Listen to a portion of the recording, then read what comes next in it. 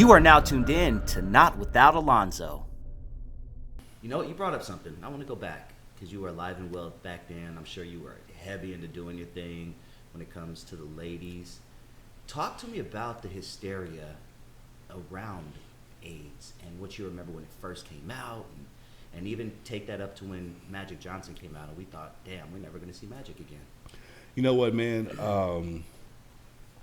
In my era, we didn't do a lot of protection. Was like minimum. Okay. Yeah. You know, you got a shot in the ass. Oh, you got 3 days. Take a 3-day break, get a shot in the ass, and go home. And then AIDS hit in the mid to late 70s, early 80s, and we didn't know what it was. Okay. And you start hearing about it. Then you start seeing cats like Rock Hudson died from AIDS, and I remember that was the first public individual that I knew died from AIDS. But I also remember every day Jerry Dunphy was on the news. My mama watched Jerry Dunphy. My daddy watched Jerry Dunphy. Everybody in L.A. knows him. Yeah. And he would always give a daily report on Rock Hudson and his battle with AIDS. Mm-hmm. Rock Hudson is resting comfortably today as he battles AIDS. Man, that went on like 4, 5, 6 months. Okay? That went on for a long time. Okay? And I remember when that happened, but I also remember when I heard Eazy had AIDS. Okay? And Eazy found out he had AIDS on a Thursday.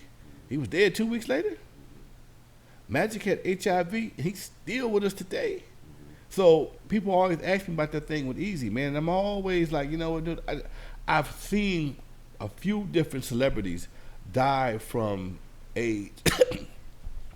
And I've seen how long it took. I saw how they looked as they were going through it. They definitely had a deterioration look about it.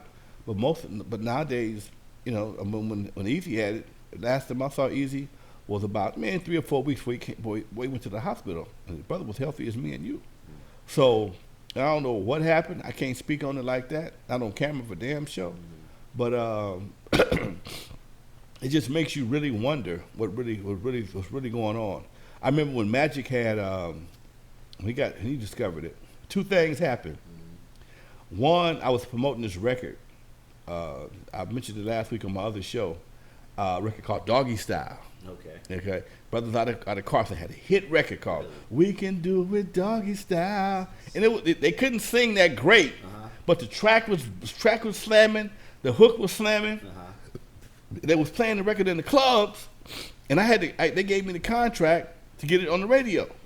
I took the song to KGLH, and they were like, "Give me that, okay? I've been looking for this record, all right?"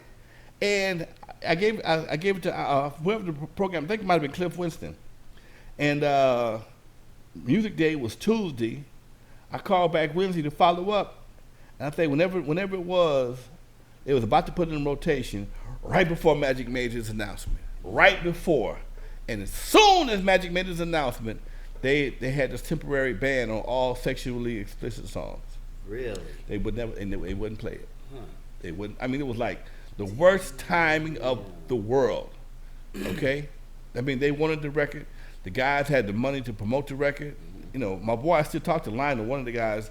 He was on the show last week. He was on the chat room, and he sent me the link. I'm gonna try and pull it up tonight. I'm trying if I can download it before we get a chance to before I go on the air. But they pulled all sexually explicit records. Wow. You know. Damn.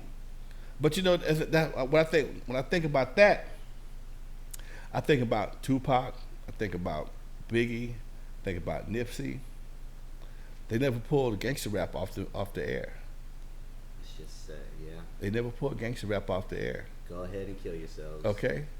You know, KGLH took the responsibility upon themselves to take anything sexually remote. I mean, we're talking about the 80s now. We're not even talking about no hardcore, I'm gonna fuck you in the ass type shit. We're talking about some regular, you know, doggy style, insinuative shit, okay? Suggestive shit.